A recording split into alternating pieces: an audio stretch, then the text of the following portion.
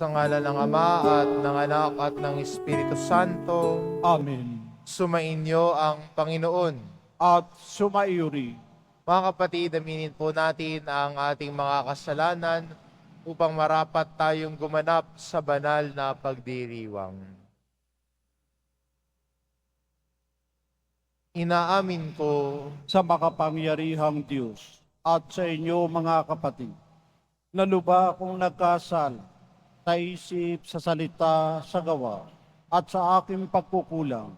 Kaya isinasamo ko sa mahal na Birheng Maria, sa lahat ng mga anghel at mga banal, at sa inyo mga kapatid, na ako'y panalangin sa Panginoong ating Diyos.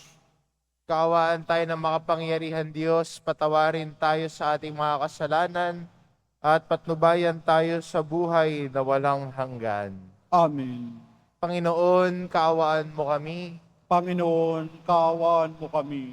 Kristo, kaawaan mo kami. Kristo, kaawaan mo kami. Panginoon, kaawaan mo kami. Panginoon, kaawaan mo kami. Manalangin tayo. Ama naming makapangyarihan, kami naway magkaroon ng pitagan at pagmamahal para aming magawang sambahin ang ngalan mo, sapagkat sa mga pinatatag sa iyong pag-ibig, ikaw ay walang pinababayaang masadlak sa ligalig. Iniluluhog namin ito sa pamamagitan ni Hesukristo, kasama ng Espiritu Santo, magpa sa walang hanggan. Amen. Maupo po tayo.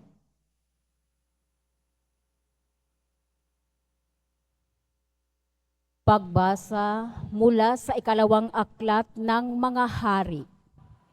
Si Joaquin ay 18 taon nang maghari sa Jerusalem at ito'y tumagal ng 3 buwan. Ang kanyang ina ay si Nahostan na anak ni Elnatan ng Jerusalem. Si Joaquin ay hindi naging kalugod-lugod sa Panginoon pagkat tinularan niya ang kasamaan ng kanyang ama. Nang panahong iyon, ang Jerusalem ay nahubkop ng mga kawal ni Haring Nabucodonosor. Samantalang ang mga kawal ng Babylonia ay nakapaligid sa lungsod. Dumating ang haraw Nabucodonosor. Nang magkagayon, sumuko sa kanya si Haring Joaquin, pati ang ina nito, mga katulong, mga pinuno at lahat ng tauhan ng palasyo. Binihag sila ni Nabucodonosor noong 8 taon ng kaniyang paghahari. Sinamsampan niyang lahat ang kayamanan sa palasyo at sa templo. Ang tulad ng ipinagpauna ng Panginoon, ipinasira niya ang mga kagamitang ginto na ipinagawa ni Solomon sa templo. Tinangay niya ang lahat ng taga-Jerusalem, ang mga pinuno, mga kawal, mga dalubhasa at mga panday. Lahat-lahat ay umabot ng 10,000. Wala silang itinira liban sa pinakamahihirap. Tinangay nga niya sa Babylonia si Joaquin, ang ina nito, mga anak, mga asawa, mga pinuno at lahat ng pangunahing mamamayan sa Jerusalem. Tinangay rin niya ang may 7,000 kawal at ang 1,000 dalubhasa at mga panday, natpawang matitipuno at ang angkop maging mandirigma. Si Natanias ang ipinalit ni Nabucodonosor kay Joaquin bilang hari ng Hoda at pinalitan niya ng Sedekias ang pangalan nito. Ang salita ng Diyos. Salamat sa Diyos. Dahil sa ngalan mo, poon, iligtas mo kami ngayon. Dahil sa ngalan mo, poon, iligtas mo kami ngayon. Panginoong Diyos, pinasok ng hentel ang lupang pangako, hayot iyong masdan. Winasak ang lungsod, ang banal mong templo ay nilapastangan. Ang mga katawan ng mga lingkod mo'y ginawang pagkain niyong mga ibon. Ang kanilang laman sa mga halimaw ay ipinalamon. Dahil sa ngalan mo, poon, iligtas mo kami ngayon. Dugo ng bayan mo'y ibinubo nila sa buong palibot nitong Jerusalem. Animo ay tubig, sa dami ng patay ay walang naglilibing. Ang kalapit bansang dooy nakasaksi, hindi mapigilan yaong pagtatawa. Lahat sa palibot ay humahalakhak sa gayong nakita. Iyang iyong galit sa amin, o poon, hanggang kailan ba kaya matatapos? Di na ba titigil ang pagkagalit mong sa amin tutupok? Dahil sa ngalan mo, poon, iligtas mo kami ngayon. Huwag mong parusahan kaming mga anak sa pagkakasala ng aming magulang. Ikaw ay mahabag sa mga lingkod mong pag-asa'y pumanaw. Dahil sa ngalan mo, poon, iligtas mo kami ngayon. Mahabag ka sana, kami ay tulungan, Panginoong Diyos na tagapagligtas. Dahil sa ngalan mo, kaming nagkasalay, patawaring ganap. At ang pagpupuri sa iyo ng madlay, hindi maglilikat. Dahil sa ngalan mo, poon, iligtas mo kami ngayon. Tumayo po tayo.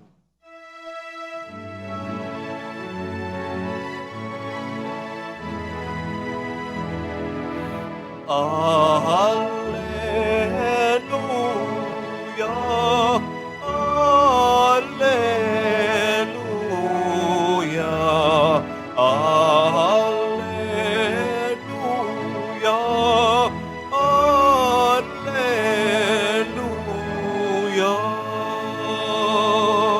Ang sakin nagmamahal, tutupad sa aking aral, ama't ako'y mananahan. Alleluia, alleluia, alleluia,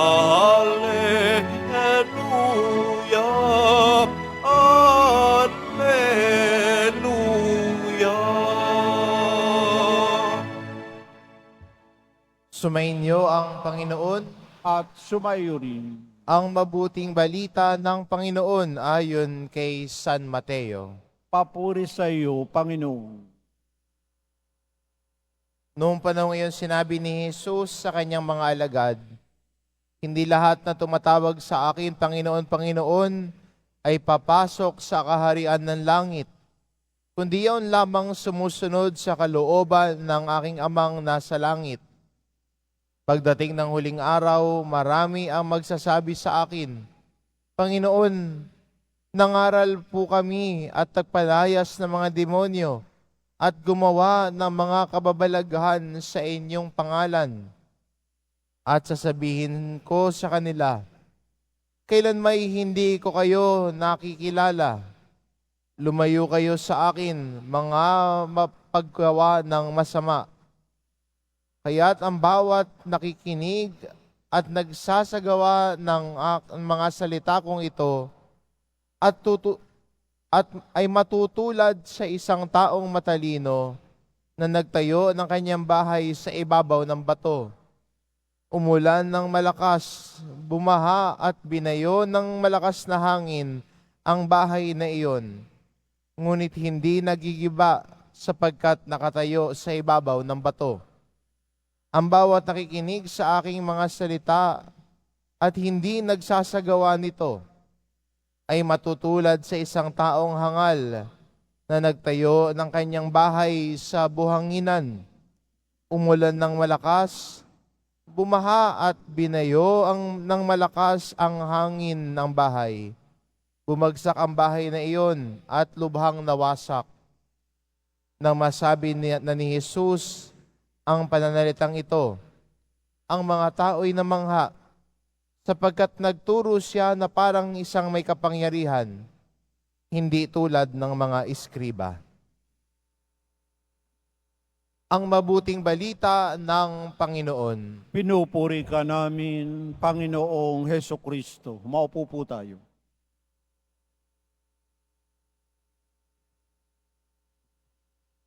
Ang ebanghelyo ho natin, sinabi ho ni Jesus, hindi lahat ng tumatawag sa akin, Panginoon, Panginoon, ay papasok sa kaharian ng langit. Kung isasalin ho natin ngayon, pwede rin ho natin sabihin, hindi lahat ng may Bible quotes sa Facebook ay tunay na mabait. Pwede nga kasi maraming puro Bible quotes ang nilalagay, ang profile ay Bible quotes, pero sa comment, toxic naman. Mahilig mag-keyboard, isang tunay na keyboard warrior, no? Puro panghusga, pangaaway ang ginagawa. Pero kung titignan mo yung profile niya, nakalagay doon, John 3:16, no? For God so loved the world. Talagang totoo, sinabi ni Jesus, hindi ho lahat na tumatawag sa akin, Panginoon, Panginoon, ay papasok sa kaharian ng Diyos. At magandang paalala ho sa atin ni Jesus ngayon. Bakit? Dahil sa ating buhay bilang Kristiyano, sana yung pananampalataya natin ay hindi lang sa Facebook, hindi lang sa social media, hindi lang sa kung ano ang sinishare mo, hindi sa kung ano ang pinopost mo, pero sa iyong pamumuhay araw-araw, naroon ang pagiging Kristiyano mo. Pangit naman kung sa Facebook ka lang mukhang mabait, pero mga kasama mo sa bahay, gusto ka ng upakan. Hindi naman yata nag-uog na yon. Sa Facebook, laging blessed by God. Lagi nagsishare ng Bible quotes. Magsishare pa ng share this to 20 persons so that they can become blessed. Nang budol pa. Gandang paalala sa atin ng ating ebanghelyo na ang taong lumalago sa pananampalataya ay nakikita din sa kanyang pamumuhay. Yung walang kamera, yung walang iba nakatingin sa kanya, yung mga kasama lamang niya ang nakakakilala sa kanya, sana pareho din yung sasabihin ng kasama niya sa bahay at sa mga followers niya sa social media. Sa mga friends niya sa social media. Sana pareho din ang sasabihin. At ang magandang pagpapatnubay sa atin ng Panginoon ay tungo sa buhay ng may authenticity. Totoo. At ang Kristiyanong totoo at tunay, hindi lamang nakikinig sa salita ng Diyos, kundi ang pinakikinggan niya ay parte ng buhay niya. Yung pinagninilayang salita ng Diyos ay hindi lamang niya shiner, kundi sinasabuhay din. Pwede natin say, Father, parang wala pa naman po ako sa ganung yugto. Mahirap po minsan sundin ang aral at utos ni Jesus. Pero yung araw-araw mong pagsisikap na subukang isabuhay, nakikita ng Diyos yan. God doesn't desire us to be perfect. Alam naman niya magkakamali rin tayo. Alam din naman ng Diyos ang mga kahinaan at pagkukulang natin. Alam din ng Diyos na pag na nagdadasal tayo, sinasabi natin, Lord, magbabago ako. Pero pag silabas mo, minsan ay yung pangako mong yon ay agad mong napapako. Pero laging may pag-asang binibigay ang Diyos sa atin. At patuloy niya sinasabi, huwag kang mapagod sa patuloy na subukan na isabuhay ang kanyang aral at salita. One step at a time. One day at a time. Araw-araw na sinusubukan, kahit araw-araw nagsastruggle na isabuhay ito. Pero kung papansinin mo, kung araw-araw mo sinusubukan, araw-araw ka nagtsatsaga na isabuhay ang mga aral at turo ni Jesus sa iyong buhay, tignan mo, practice becomes permanent. Hindi ho perfect, permanent. Kasi kung patuloy mong ginagawa araw-araw, nagiging parte ng iyong buhay. Kung araw-araw sinusubukan mong maging mapagbigay, sa loob ng ilang panahon, magiging generous person ka. Subukan mo mas maging mapag-unawa sa kapwa mo kahit sa umpisa magsa-struggle ka. Minsan masusubukan ka talaga. Tignan mo, kung paulit-ulit mong ginagawa, mapapansin mo na lang sa sarili mo na mas nagiging mas maunawain ka na. Kung araw-araw mo sinusubukan na magtimpi kahit galit na galit ka na, tignan mo, pagkatapos ng ilang araw o ilang linggo, parang second nature na lang sa'yo ang pagtitimpi kung galit na galit ka na. At hindi ka na lang basta bilang sasabog. Kung patuloy natin ginagawa, patuloy tayo nagsisikap na magbagong buhay at sumunod sa mga aral at turo ni Jesus. One day at a time, araw-araw na pagpasyang sumunod sa aral at turo ni Jesus, nagiging parte ito ng ating buhay. At doon nangyayari ang pagbabago ng buhay. Hindi naman po ang pagbabago nangyayari sa isang iglap. Hindi ho, nagdasal ka ngayon, sabihin mo, Lord, sana magbago ho ako. Paglabas mo ng simbahan, mabait ka na, hindi ho ganoon yun. Nagbago ka na, hindi na ho ganoon yun eh. Araw-araw na pagpili sa Diyos, araw-araw na nagpagpasya ng paggawa ng mabuti, araw-araw na pagsisikap na sundin ang mga aral at turo ni Jesus. At ito ang tinatawag ni Jesus na dakila sa lahat. Isang tao na nagtayo ng bahay sa may batuhan.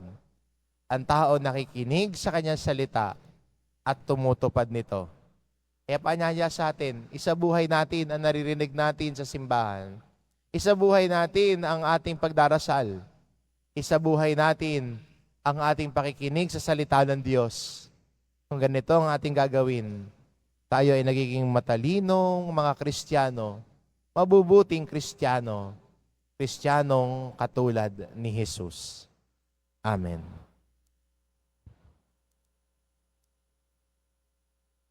Tumayo po tayo.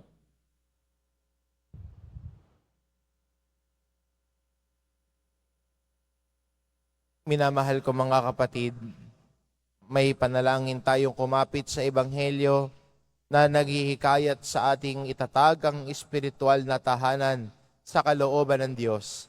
Manalangin tayo ngayon sa Ama. Panginoon, patatagin mo kami sa iyong salita. Panginoon, patatagin mo kami sa iyong salita. Ang mga pinuno at miyembro ng simbahan, naway mamuhay sa espiritu ng Ebanghelyo at laging hanapin ang kalooban ng Diyos sa pamamagitan ng tapat at mababang loob na paglilingkod. Manalangin tayo. Panginoon, patatagin mo kami sa iyong salita. Ang mga mag-asawa, naway matagpuan ang kaligayahan sa pamamagitan ng kanilang katapatan sa isa't isa at sa mabuting halimbawa na kanilang ipinakikita sa kanilang mga anak. Manalangin tayo. Panginoon, patatagin mo kami sa iyong salita. Ang mga kabataang lumalaki sa magulo at nakalilitong daigdig, naway makatagpo ng kahulugan sa kanilang mga buhay at matulungan silang malagpasan ang anumang kabiguan. Manalangin tayo. Panginoon, patatagin mo kami sa iyong salita. Ang mga may sakit na nagdurusa sa masamang pangangatawan, naway makaranas ng mapagmahal na kabutihan, mapagkalingang presensya, at mapagpagaling na kapayapaan ni Kristo. Manalangin tayo. Panginoon, patatagin mo kami sa iyong salita. Sa mga taong nauna nang lumisan sa mundong ito, naway igawad ang walang hanggang kapangyarihan at walang katapusang liwanag. Manalangin tayo. Panginoon, patatagin mo kami sa iyong salita. Panginoong Diyos, ukitin mo ang iyong mga salita at mga utos sa aming mga puso at akayin mo kami sa daan ng pag-ibig at kapayapaan. Hinihiling namin ito sa pamamagitan ni Kristong aming Panginoon. Amen. Maupo po tayo.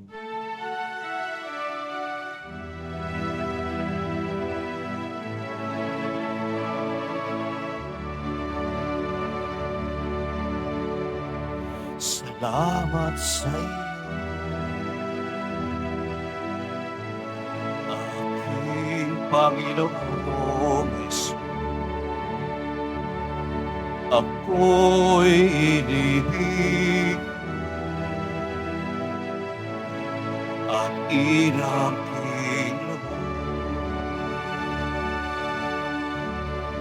ang tanging alay ko sa'yo, aking Ama, ay buong buhay ko, puso at kaluluwa.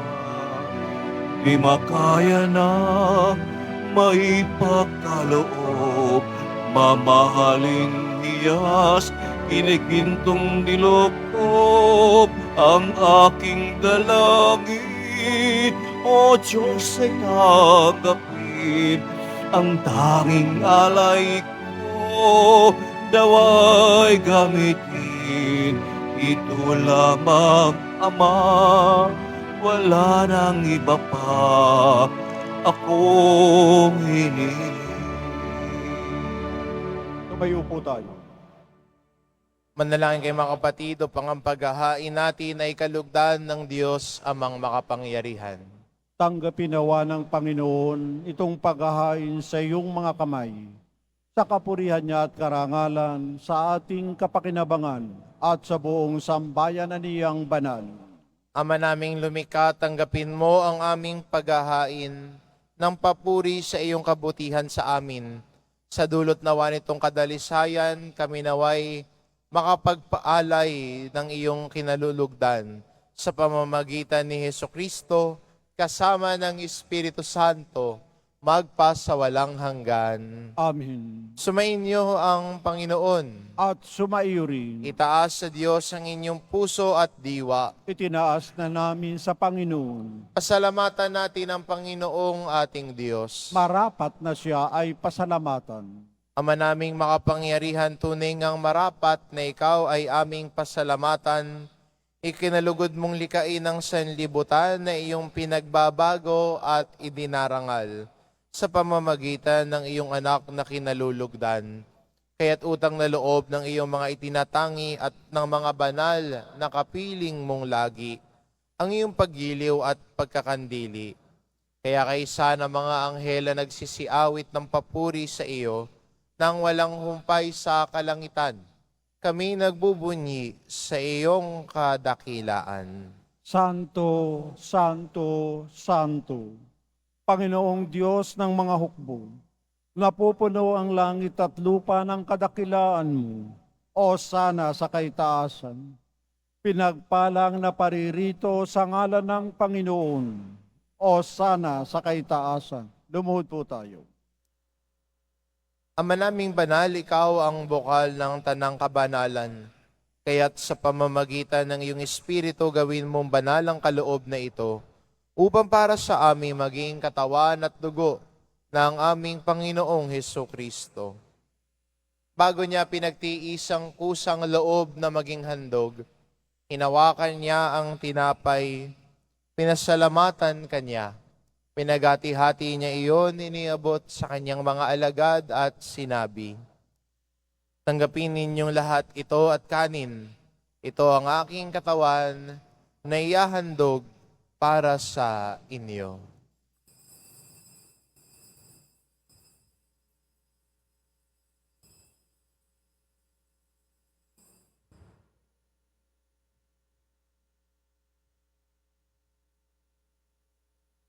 Gayun din naman na matapos ang hapunan, hinawakan niya ang kalis.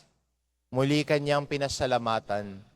Iniabot niya ang kalis sa kanyang mga alagad at sinabi, "Tanggapin ninyong lahat ito at inumin ito ang kalis ng aking dugo, ng bago at walang hanggang tipan.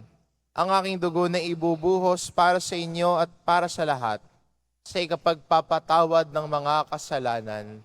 Gawin ninyo ito sa pag-alala sa akin."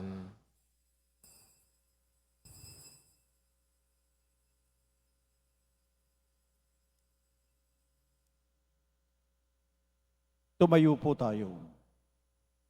Ipagbunyi natin ang misteryo ng pananampalataya. Si Kristo'y namatay, si Kristo'y nabuhay, si Kristo'y babalik sa wakas ng panahon. Ama, ginagawa namin ngayon ang pag-alala sa pagkamatay at muling pagkabuhay ng iyong anak. Kaya't inaalay namin sa iyo ang tinapay na nagbibigay buhay at ang kalis na nagkakaloob ng kaligtasan. Kami nagpapasalamat dahil kami iyong minarapat na tumayo sa harap mo para maglingkod sa iyo. Isinasamo namin kaming magsasalo-salo sa katawan at dugo ni Kristo ay mabuklod sa pagkakaisa sa pamamagitan ng Espiritu Santo. Ama, lingapin mo ang iyong simbahang laganap sa buong daigdig. Puspusin mo kami sa pag-ibig, kaisa ni Francisco na aming Papa at ni Jose na aming Obispo at ng Tanang Kaparian. Alalahanin mo rin ang mga kapatid naming nahimlay na may pag-asang sila'y muling mabubuhay, gayon din ang lahat ng mga pumanaw. Kaawaan mo sila at patuloyin sa iyong kaliwanagan. Kaawaan mo at pagindapatin kaming lahat na makasalo sa iyong buhay na walang wakas. Kaisa na mahal na Birheng Maria na Ina ng Diyos, ng kabiyak ng puso niyang si San Jose, kaisa ng mga apostol at ng lahat ng mga banal na namuhay dito sa daigdig ng kalugod-lugod sa iyo, maipagdiwang nawa namin ang pagpupuri sa ikararangal mo sa pamamagitan ng iyong anak na aming Panginoong Heso Kristo. Sa pamamagitan ni Kristo kasama niya at sa Kanya, ang lahat ng parangal at papuri ay sa iyo, Diyos amang makapangyarihan, kasama ng Espiritu Santo, magpa sa walang hanggan. Amen. Amen. Amen.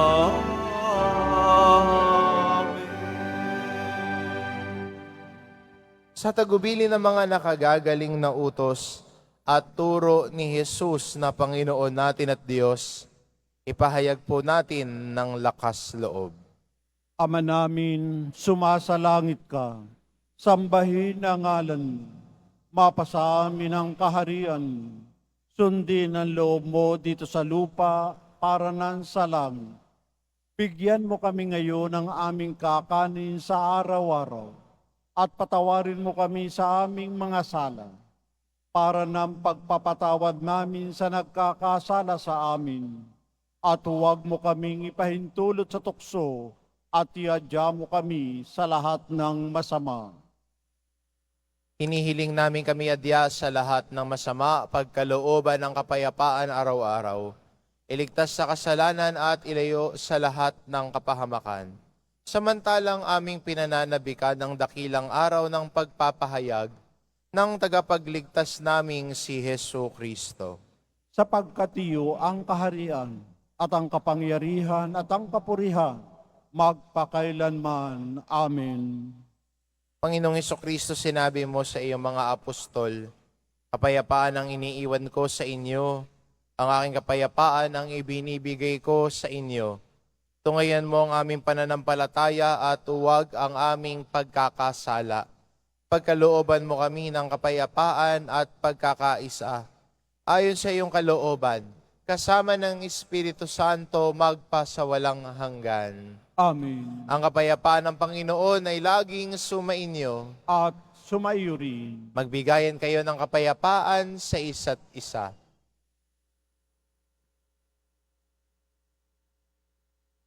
Kordero ng Diyos na nag-aalis ng mga kasalanan ng sanlibutan, maawa ka sa amin. Kordero ng Diyos na nag-aalis ng mga kasalanan ng sanlibutan, maawa ka sa amin. Kordero ng Diyos na nag-aalis ng mga kasalanan ng sanlibutan, ipagkaloob mo sa amin ang kapayapaan. Lumuhod po tayo. Ito ang kordero ng Diyos, ito nag-aalis ng kasalanan ng sanlibutan. Mapalad ang mga inaanyayahan sa kanyang piging.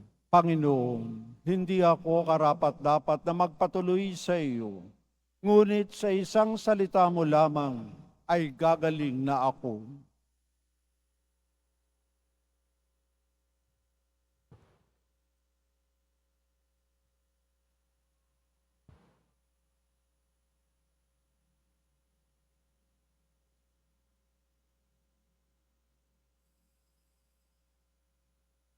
Para sa lahat ng tatanggap ng banal na komunyon, sasagot po tayo ng amin pagkasabi ng pari o ng lay minister ng katawan ni Kristo.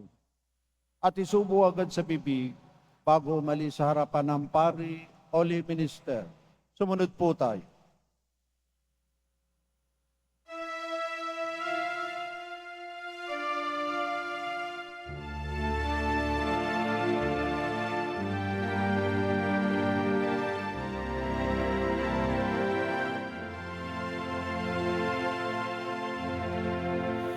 Dakilang pag-ibig, san man manahan, Diyos ay naroon, walang alinlangan.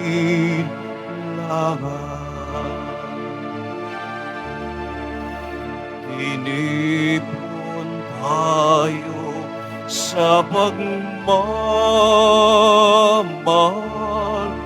ng ating buong si Jesus. Tayo'y lumikaya sa pagkakaisa sa haring nakapako sa krus. Dakilang pag-ibig, san man manahan, Diyos ay naroon, walang alinlangan.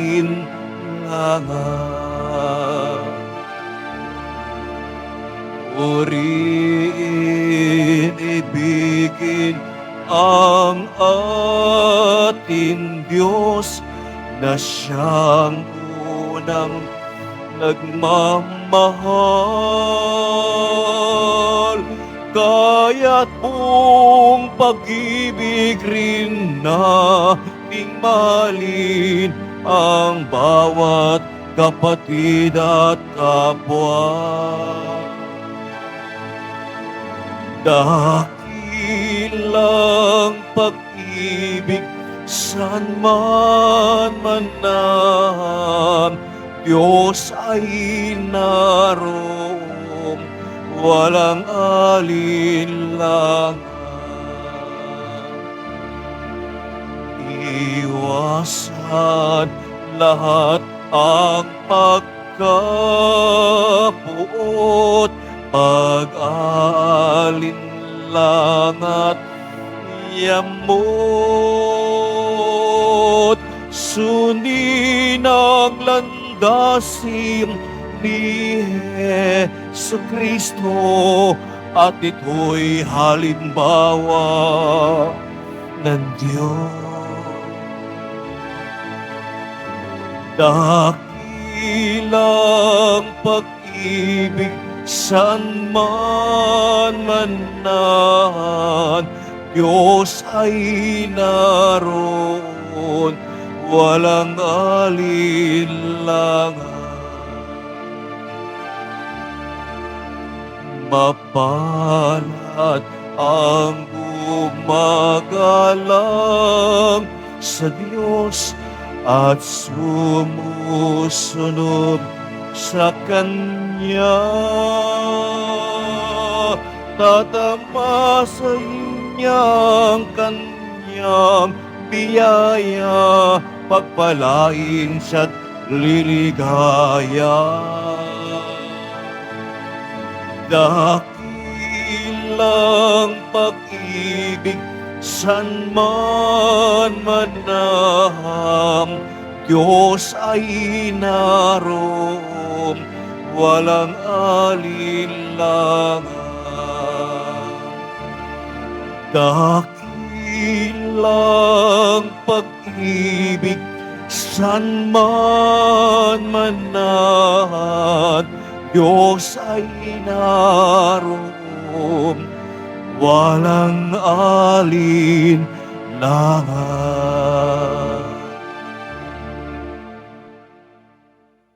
Announcement.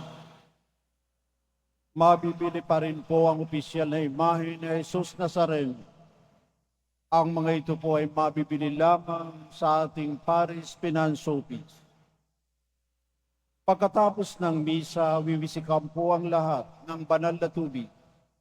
Pinakikiusapan ng lahat na manatili lamang muna sa inyong mga lugar. Sa Quezon Boulevard o sa Plaza San Juan, ang labasan ng lahat. Sumunod po tayo. Maraming salamat po sa inyong pagdalaw at pagsisimba sa Basilica Minor at Pambansang Dambana ni Jesus Nazareno. Tumayo po tayo.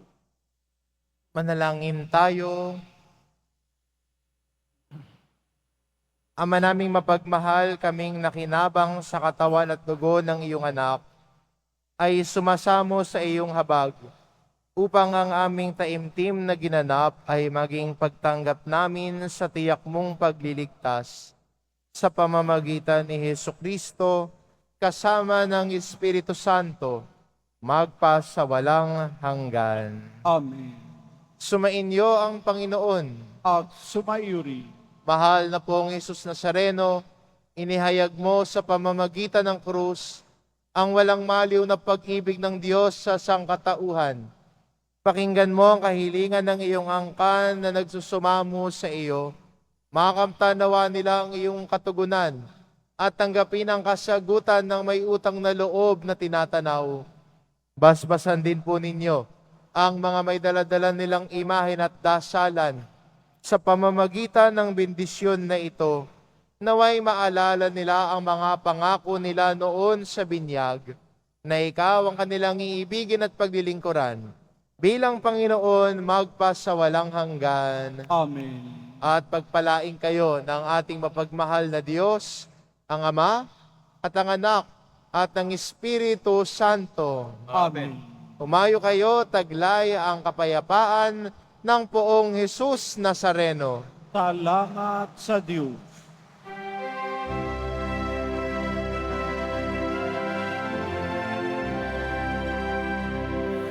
Nuestro Padre Jesus Nazareno, sinasamba ka namin. Pinipinto ka namin, aral mo ang aming buhay at kaligtasan. Nuestro Padre Jesus Nazareno, iligtas mo kami sa kasalanan. Ang krus mong kinamatayan ay sagisag ng aming kaligtasan. Nuestro Padre Jesus Nazareno, dinarangal ka na amin. Nuestro Padre Jesus Nazareno, dinulwalhati ka namin. Nuestro Padre Jesus Nazareno, dinarangal ka na amin. Nuestro Padre Jesus Nazareno, dinulwalhati ka